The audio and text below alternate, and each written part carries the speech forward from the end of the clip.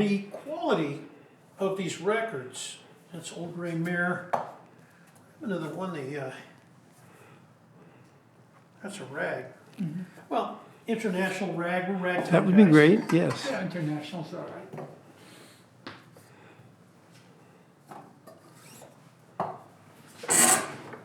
I don't know how it's gonna sound, but we're gonna find out. I won't play the whole thing, of course. Wow, here's the beginning. Wow, that's.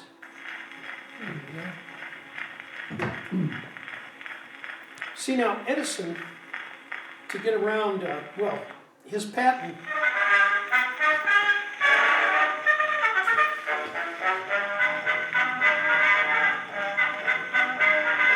So, you could play something like this while you're cranking the projector, you know.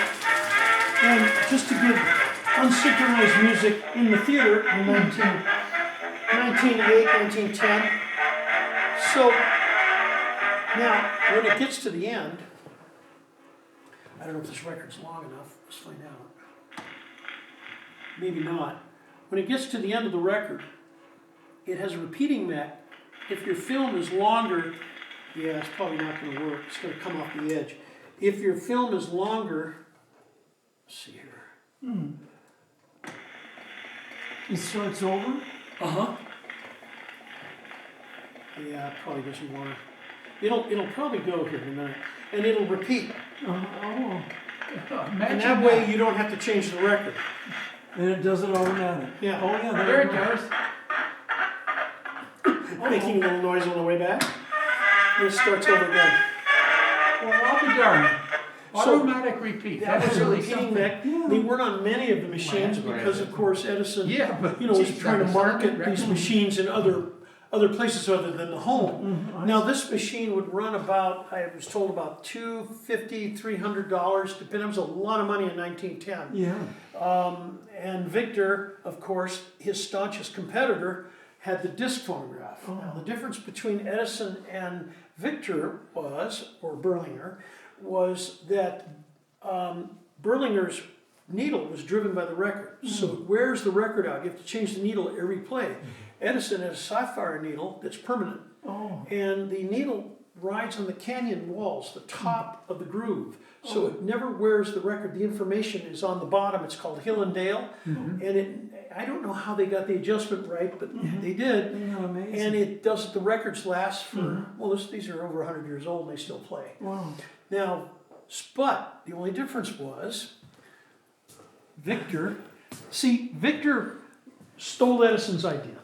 Edison was built, of course, as we know, the tinfoil phonograph. Mary had a little lamb, right?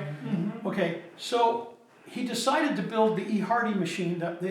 It was the second incarnation of his tinfoil machine in 1878. He happened to be making the electric light at the same time.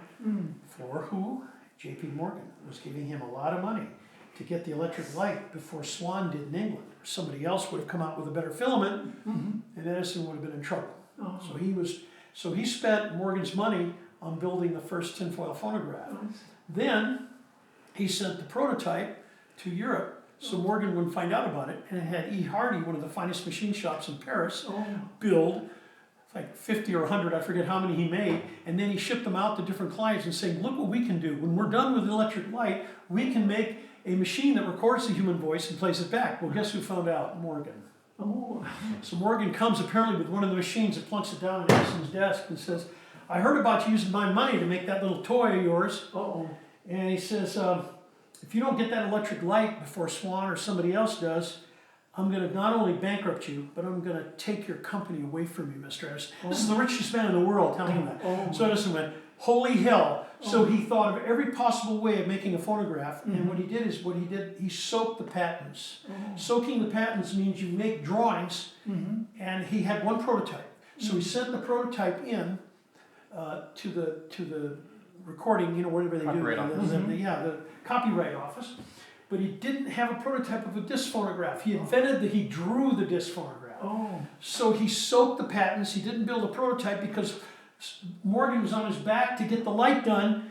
So Berlinger went in and saw the patents and said, hey, this one isn't complete. And can I buy that? And they said, well, it's Mr. Edison's, but we can let you look at it because he didn't build a prototype. It's not official. It's not patented. Oh. So he stole the idea. Took Edison's idea and built the Victor.